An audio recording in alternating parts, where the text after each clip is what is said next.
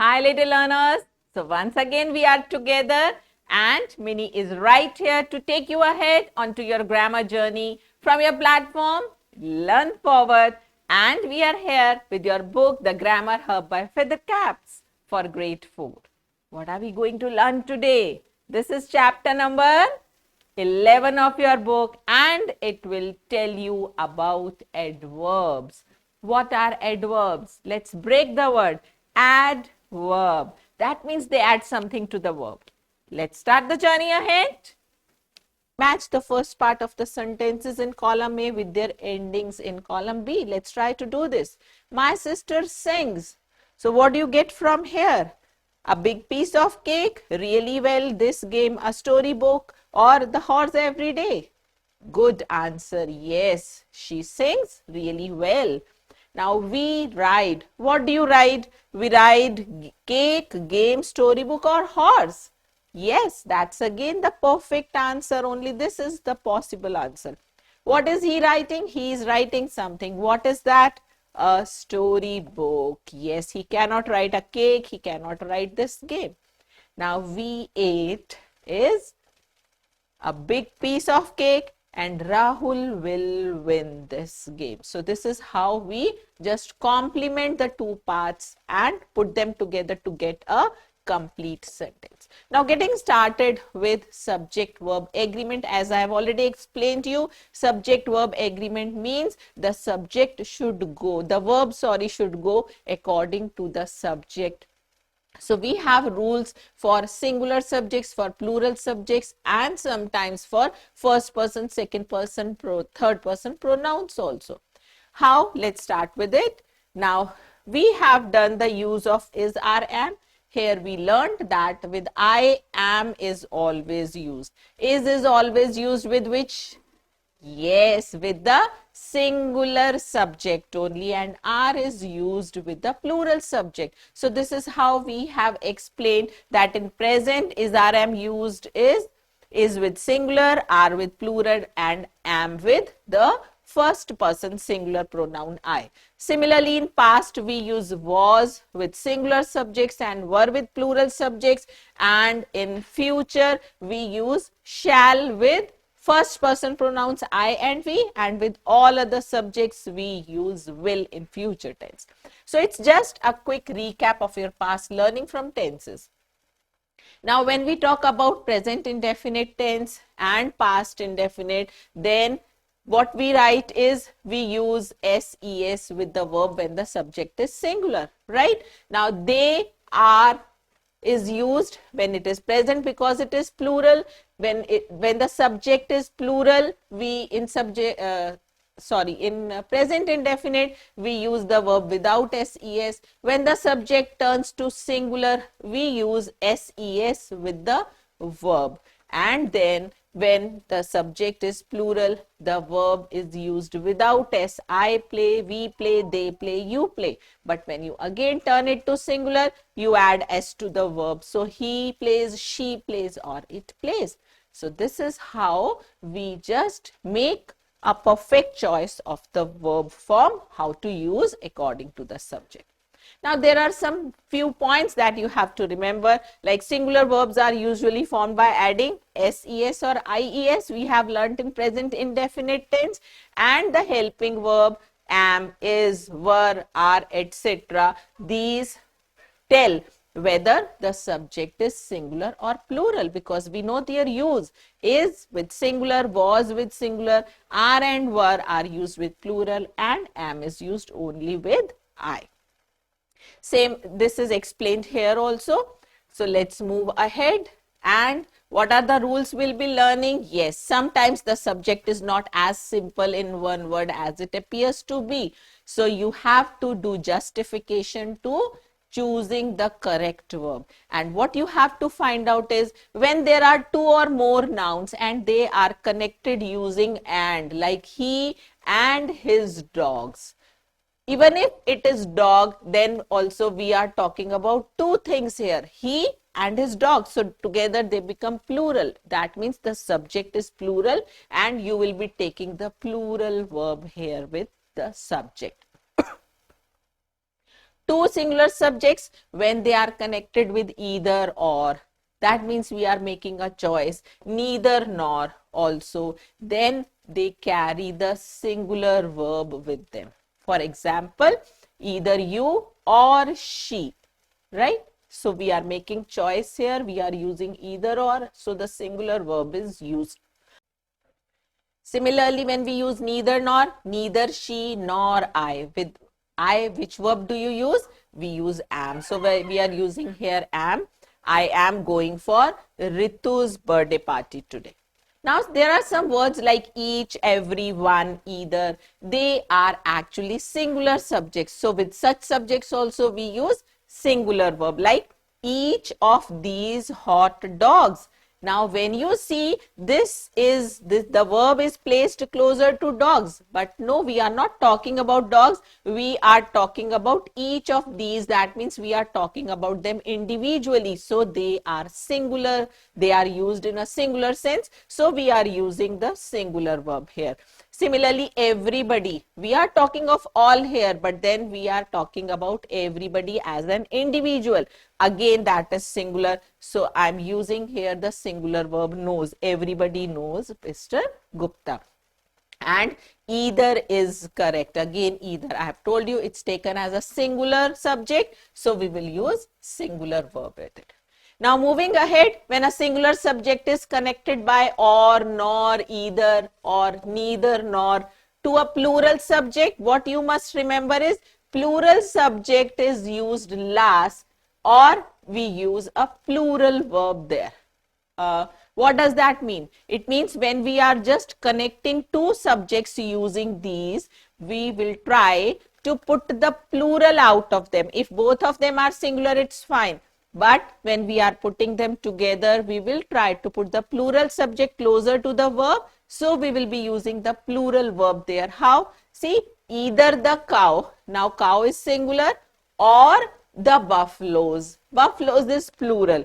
So, which of these subjects is closer to the verb? Now, you are using verb here. So, buffaloes is closer and buffaloes is in plural. So, we will use here plural form of verb, which is have. So, we say either the cow or the buffaloes have created that mess. I hope it's understood to you now. Clear?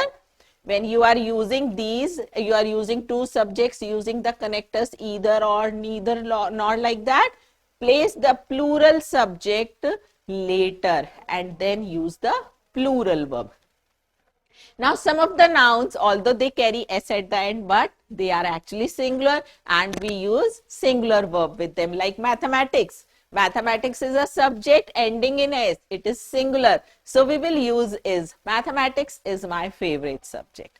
Similarly, 10 rupees is all I want. When we talk about some period of time, when we talk about some money amount, dollars, rupees, then we use singular verb with them. We say 10 rupees is all I need. $100 is not a big amount for them. So, is the singular verb used here. Then we have some nouns like scissors, tweezers, trousers. If you remember, in singular, plural, we have learned that they are always used in plural like this, right? So, these words are used, they look like plural, but why do we always use them in plural? Because we use them in two parts together. The two blades of the scissors are always used together. The two parts of the pants, trousers are always used together. So, they appear to be plural and we use the plural verb with them always. So, we say these scissors are very sharp. Those trousers are made of pure cotton, although we are talking about one only. Now, coming to next is the collective nouns, and collective nouns can be used as singular or plural depending on their use. Like if we are talking about teams, if we are talking about one team, we will say it's singular. If we are talking about many teams, we will say that is plural. Like the team is in complete disarray and the teams are fighting amongst themselves. So, here we are using it as a singular verb will follow. Here we are using it as plural, so plural verb will follow. Now the next point talking about the subject in fractions. So when we are talking about fractions, we have to see what the fraction of what is being talked about, and is that in singular or plural. So your verb will go accordingly. Like 1/5 of the school. Now here we are talking about the fraction of school. So school is school. We are not talking about school, sorry. Here we are talking about school children. So children is a plural word. We will be using here the plural verb are. And in the next sentence, we are talking about 1/4 of the pizza. And pizza is singular. So this fractional subject will take the singular verb. So I hope all the points till now are clear to you. Can we move ahead now? Okay. Now let's see how much you have understood. Here's an exercise for you. Write the correct form of the verb to complete the sentences. Many people. What will come here? Yes, because people is plural, we will take the plural verb. This food.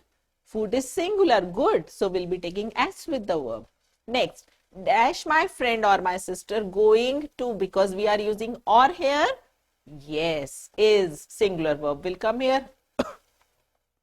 Nothing dash certain.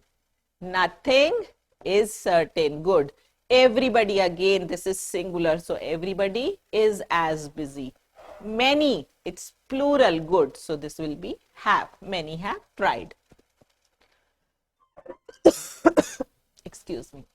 Moving to the next. Some of the sentences below are incorrect. Now in the first one, we have just used the perfect verb in the blanks. Now here might be there are some errors, so you have to correct them. Identify the mistake here. There are a cool breeze. See, when we are starting the sentence with there, you have to look at the words which follow. Is that in singular or plural? Like if I say there is a student and there are students. So the beginning is same, but in the first we are talking about singular student, so is. And in the second, we are talking about plural students. So, are follows there. So, here what are we talking about?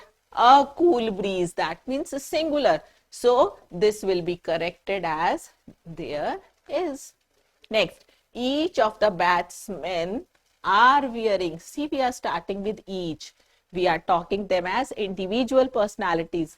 I told you, we'll be using here singular verb.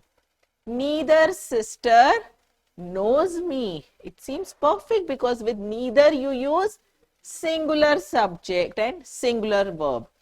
Either Mridula or her sister. Yes, we are using either or. So we'll be using singular verb here with sister. Each mother was given a gift. Yeah, it's perfect. Each and was goes perfect in singular. There are a dirty, oh, again see the same one. I hope you know this can be done as is. Neither the students nor the teacher. Now what is closer to the subject? Yes, so it will be was in the playground. This good. You got the perfect answers here. Let's quickly recall what you know till now. The subject and the verb must agree. This is what I taught you in the beginning of this session, that the verb should go according to the subject of the sentence, as in tense and in number also. So you just have to remember these things. Now here's an exercise for you just to know how much you have learned from this session. Take the correct answer in a sentence. What should agree with its subject? Yes, it should be verb. Dash is usually used with a plural verb. What is usually used? I, he, she, it. I, yes. Nothing dash. With nothing, what do you use? Singular verb. So nothing is. The people who lived next door dash very humble. What are we talking about in this sentence? About people, not about door. So we will use plural verb here. Were. Good. Mumps. It's a disease and is followed by a singular verb. So is.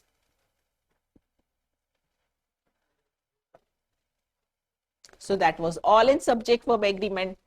Bye for now. We'll be looking ahead for more wonderful sessions. Till then, happy learning.